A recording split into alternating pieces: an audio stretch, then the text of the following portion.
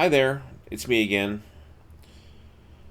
So, I'm going to share a little side quest I've been working on, something away from fuselage, something to clear my mind while I'm frustrated with fuselage and want to work on something different. So, Septandy is coming up. That's a Tandy related event the community for the TRS 80 and Tandy computers do throughout September. And I decided to participate this year. If nothing else, I'm just going to spend some time playing Dungeons of Daggorath.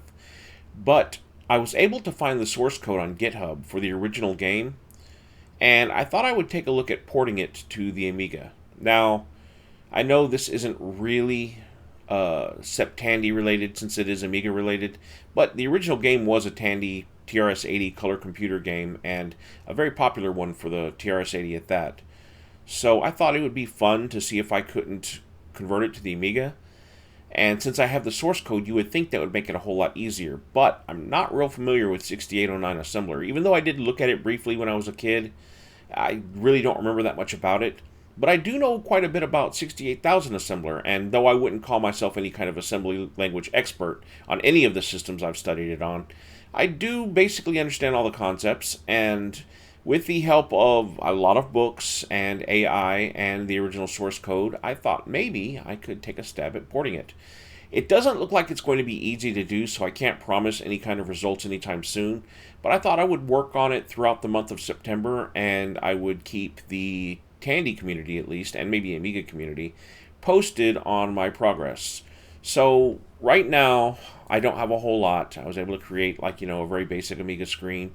And I am drawing some primitives, the walls and doors and stuff like that. So there's a lot in that assembly source that I can pull out of it and say, hey, I know what this does. And porting it to the Amiga has been not straightforward, but not too troublesome yet. Tonight, I'm going to start working on the maze generator because they do have a procedurally generated maze, even though it has a hard coded seed and always generates the same maze. I find that fascinating because technically there was nothing stopping the original game from generating random mazes, except that it just wasn't implemented that way. Still, taking that algorithm and generating the original mazes should be, I was going to say fairly straightforward, but don't let me say that before I curse myself.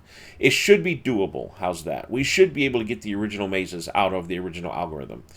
So that'll be my next step. And my rendering routine won't really be able to be fully tested until I have a maze to test it against. But so far, this is what I've got.